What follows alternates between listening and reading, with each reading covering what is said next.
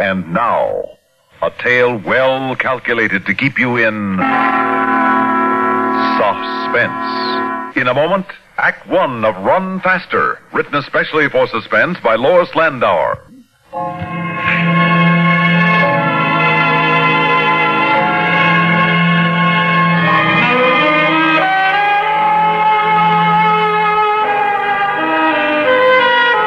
Funny how a guy can have all the ingredients for happiness and still want things that are wrong for him. The whole time I was in the hospital after flying in Korea, I kept telling myself how wonderful it'd be when Chris and I got married. A little white house, simple, happy life. I got my discharge and we had the house and the simple life. Too simple. The range station where I got a job was on a small emergency landing field. So I was supposed to double on tower work for emergency landings. Only there weren't any. Bill, my relief man, and my brother Dink lived with us. Dink didn't know beans about flying, but he got the same charge I did just being around it. He was over at the field the night the big fog moved in. Chris was fixing the supper I took on the midnight shift. You think 2 sandwiches will be enough? Sure. I'd better put in a piece of cake. You didn't eat much dinner. No, sandwiches will be enough. Well, I'll just put it in. You can't tell. You might get hungry. The sandwiches are enough. What's the matter, darling? Nothing's the matter. Is it the fog?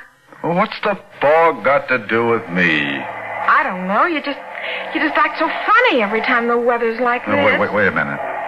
What's the matter? Hold it. Just a plane, dear.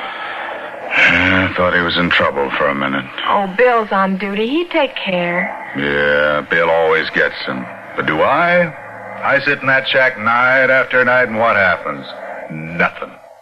Is that so important? Important? You think I'm made of sawdust? Married life getting you down, Dave? Oh, for crying out. I guess it must be pretty dull after Korea. I didn't say that. You're thinking it. All right, so I like a little excitement once in a while. Is that so terrible? No. I guess we're just different, that's all. Well, it's not that. What then? You wouldn't understand.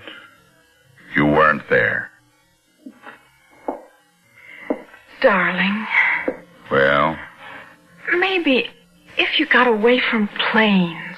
Chris, I don't want to get away from planes. That job is still open in Clinton. No. We could afford to build our own house in town if you took it. What's wrong with this house?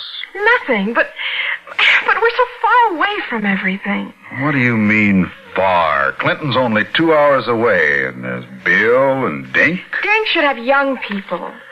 You've still got a few years left, Grandma. Anyway, he likes it here. Look at all the time he spends over at the field. Oh, honey, that brother of yours would like anything you did. You know that. If you'd get this flying bug out of your system, Dink would probably get over it, too. I don't want to talk about it. But it's true, Dave. Oh, I hate to keep harping on it. Then don't. Are you about finished with those sandwiches? You still have half an hour. Bill overslept this morning. Yeah, but he asked me to relieve him early. He has a big date in Clinton tonight. Oh, Dave, that's not fair. Well, what's the difference? Well, of course it doesn't matter to Bill the hours he keeps. He has no wife waiting around at home. I think he's being very inconsiderate. This is the 3rd time this month. Look, I want to get over to the airport. Do you mind? The thermos is on the sink. You can fill it. I just washed it. Oh, Dave! All right.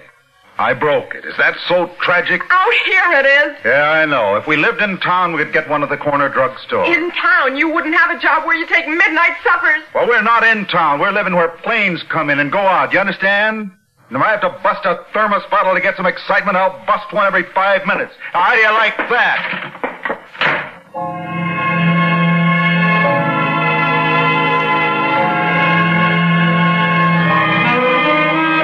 Fog was thick. Getting thicker. Before I'd gone a dozen yards, our house was a shapeless blur behind me. And then it was gone. I thought of Chris alone back there, cut off from the world. I felt like a grade A heel for acting up like that. Well, Bill cut out as soon as I got to the shack. Dink's wheelchair was close to the radar panel as usual, but there wasn't a blip in sight as usual. Something wrong? No, it's the same old stuff. Chris, huh? Yeah, Well, it's because she's a woman, Dave. I guess so. Well, it's not so hot for her. Bill sure isn't any company for her when he's not on duty. He's either sleeping or out on a date. And with you sleeping days, it really isn't much of a deal for her out there. Especially with a cripple like me around to slow things up. I'm nuts. I think I'll check Mercury. Midland Radio calling L.A. Mercury Airlines. This is Midland Radio. You there, Hank? This is Mercury Airlines. You're on early, aren't you, Dave? Yeah, Bill's giving the Clinton girls a break. Hey, what's with this thick stuff? It hasn't hit out here yet, but we're expecting it. What's your ceiling? Oh, about 400 feet. It's dropping fast, though. Better watch it. Army fields west of you aren't landing anyone without 00 cards. Yeah? Well, maybe I'll have company. Could be. Hey, Dave, someone's coming. Well, I don't want anybody to have any tough flying, but it'd be good having a plane land here for a change. Dave. Now, hold it a minute, Hank. Kid Brother's trying to say something. Oh, hi there. Can I do something for you, mister? Talk to you later, Hank. Something wrong, Dink? No, I'll call you back. Sort of took me by surprise. I didn't hear your car. Wasn't none. Did you run out of gas? That's right. Well, walking's no fun in that mess. Have a seat. My name's Dave Cawthon. This is my brother Dink. What's this place?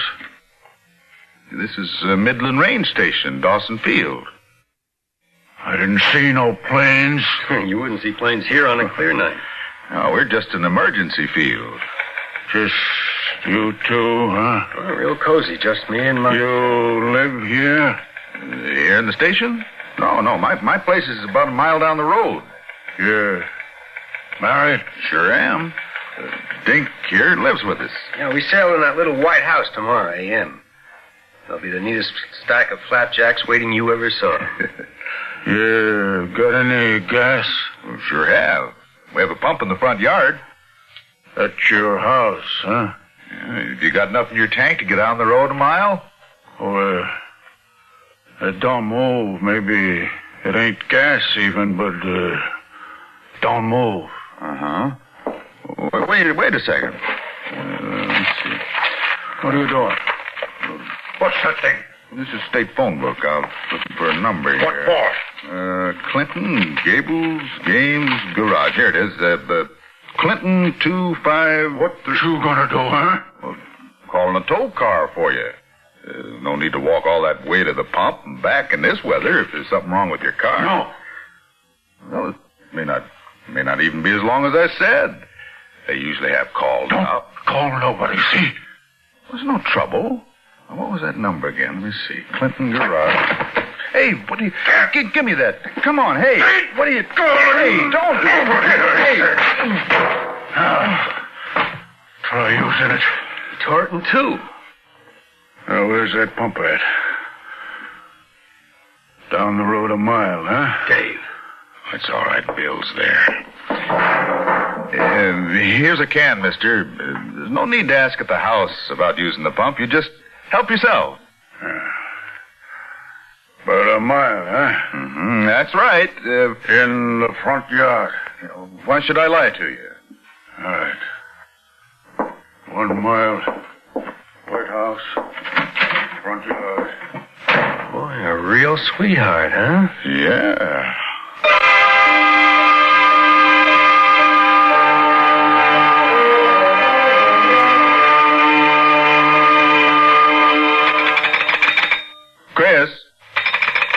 Chris, hello. Hello. Operator? I was talking to my wife, operator. You cut us off. No, sir, I didn't. Well, look, will you ring her again, please? Hurry it up, please. All right, hang up and I'll call you back. Oh, I wouldn't worry, Dave. He was just a screwball. yeah. Come on, operator, ring. Yeah, I wish there was some way I could get home now. Well, if it was a clear night, I'd take a chance covering for you, but I don't know the first thing about radar.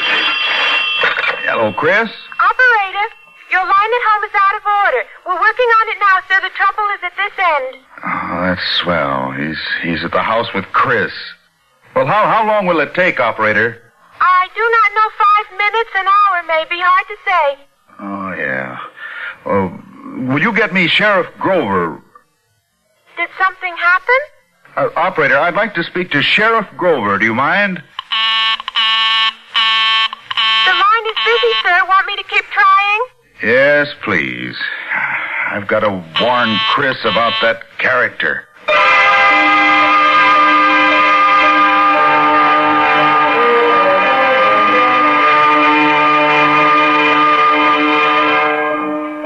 Each time I'd look at my watch, only seconds had passed.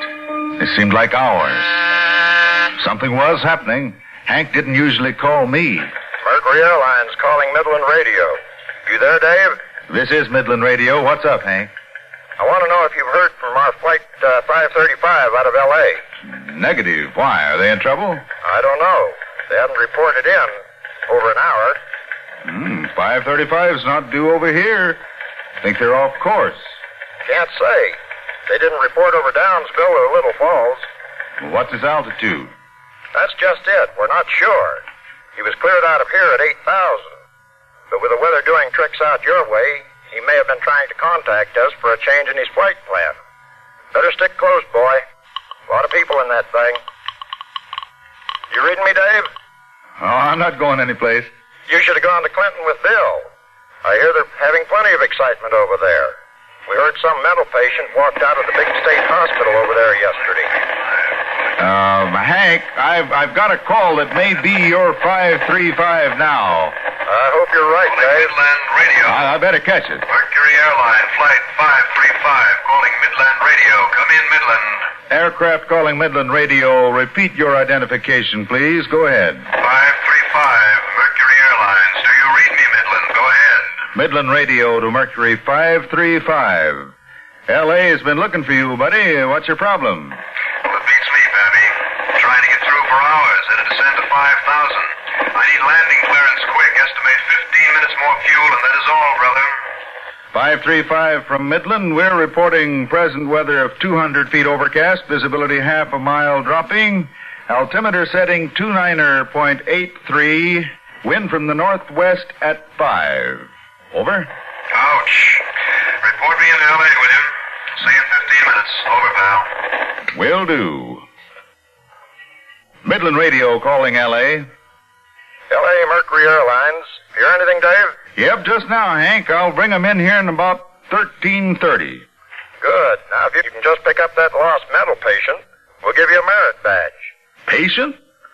Oh, yeah. There's no weather for a sick man. What's wrong with him? His hands. Hands? Yeah. He's a strangler.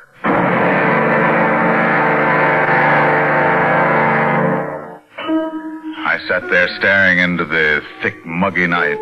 Chris might be alone with a killer, and I couldn't go to her because of an SOS I'd been waiting for all these months. Chris only a mile away. The heavy stuff outside seemed to crawl in the room as we waited. Not talking, just smoking and listening. I knew any minute the plane might call, but I wasn't thinking of planes now. I wanted that phone to ring. I had to know about Chris. Yes, sir? Operator, how about my phone? My phone, is it fixed yet? I told you I'd let you know, sir. Well, what about the sheriff? The sheriff? Oh, yes, sir. The line's still busy. Well, break in on him. He's talking to Harry Waller. I can't just bust in. Well, cut in on him, operator. It's important. Well, all right, but he's going to be sore. Sheriff Grove? Get off this line, operator. Can't you see I'm talking? I'm very sorry, sir. I tried to tell him. Sheriff, this is Dave Cawthon. I don't care who this is. You ain't got no cause to be butting in. Sheriff, I'm in trouble. I've got to have some help fast. There was a man here, Sheriff. What about him? Well, I think it's the strangler they're looking for. Clinton? He there now? No, that's just it. He's gone to the house and Chris is there alone. How you know he was the strangler? Well, with the way he acted. And his hands. He tore my state telephone book in half. Now, son, just cause a man strong enough to do that don't mean he's a criminal. Well, he is the strangler, and my wife is alone. You got to do something, Sheriff. Okay. I'll take a run over there. Oh, thanks a lot, Sheriff. Right away, huh? Sure. But don't you worry now, son. I'll be there in half an hour. That'll be too late. Sonny, my old bus only goes so... But, Sheriff, a half an hour, he could be there now. Meantime, why don't you call Lon Miller? Operator, would you get me Lon Miller? But Mr. Miller's on your circuit, sir. What are you talking about? His line is out of order, the same as yours. Mercury 535 calling Midland. Come in, Midland. Midland to 535. Pull up. Pull up, 535. Execute missed approach immediately. Mercury 535 to Midland. Low frequency radio is out. Unable to locate outer marker, over. 535, pull up fast. Pull her up. Pull her up fast.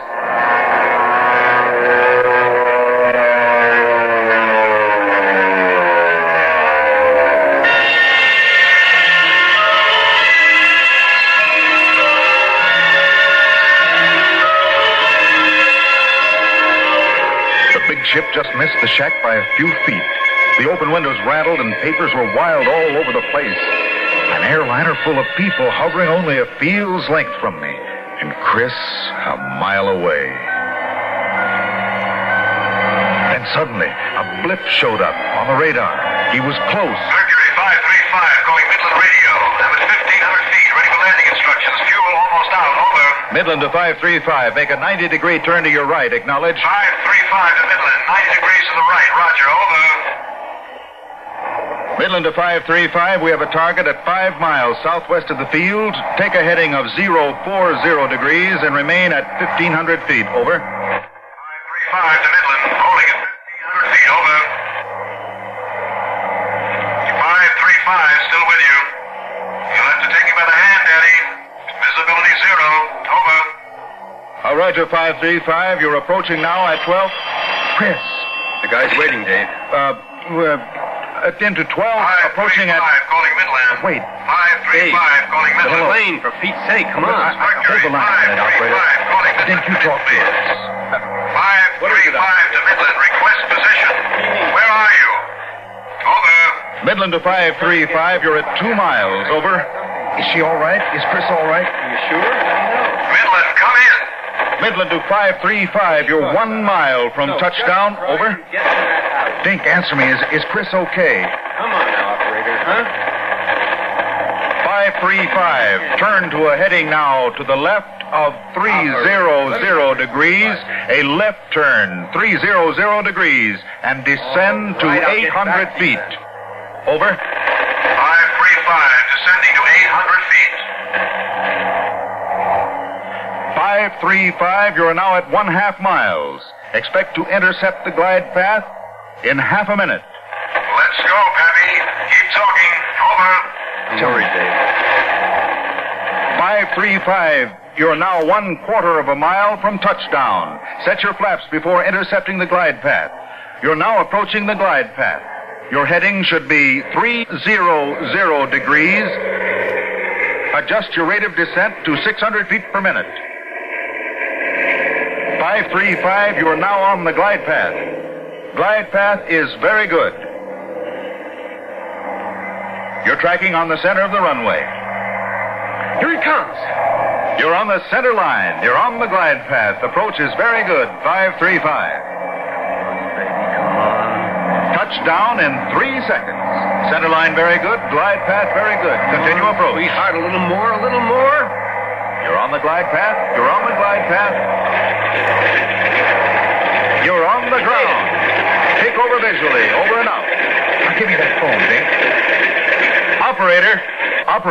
Yes, sir. Operator, what happened? I told the other gentleman the whole thing, sir. What? Your phone has been fixed, but I can't get any answer. Well, you must not have been trying. Did you I've try? been trying, for pity's sake.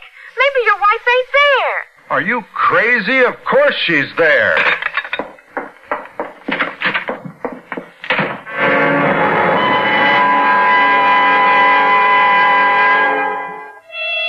couldn't see 5 feet in front of me, but I knew I was going to Chris, and I could have done that blindfolded. The blood was pumping in my head, and pictures straight through the fog curtain. Chris with dark bruises on her throat. Chris with her mouth going slack. Chris. There was a light on. I saw it in the dim outline of the house, and then I was on the porch. Right through the door. She was standing with her back to me by the table and moving slowly around the end of it by the strangler. He had Chris's scarf in his hands, and that's all I saw as I rushed at him.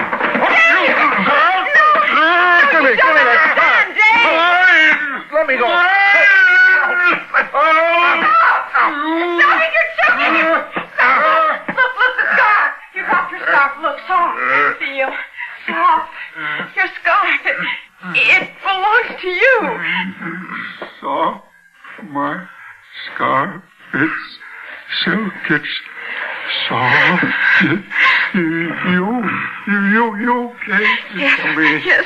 You're a nice lady. It's soft. Dave. Are you all right, baby?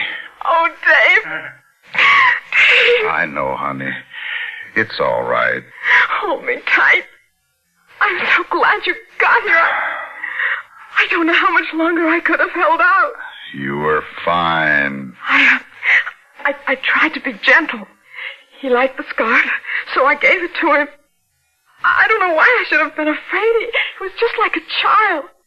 All he wanted was gentleness, and yet something about him. I was scared. It's all right, baby. Oh, darling. I wanted you here so much in the excitement I forgot he could hurt you. What did you say? I said in the... Excitement. Yeah. I guess that's what it was, all right. That's what you wanted. Wasn't it, Dave? No, honey, that's what I thought I wanted. I'll call the hospital.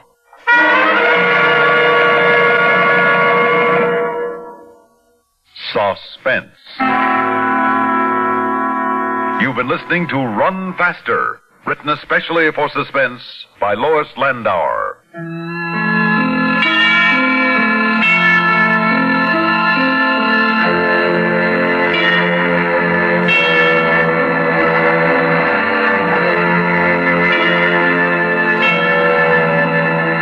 Suspense is produced and directed by Fred Hendrickson.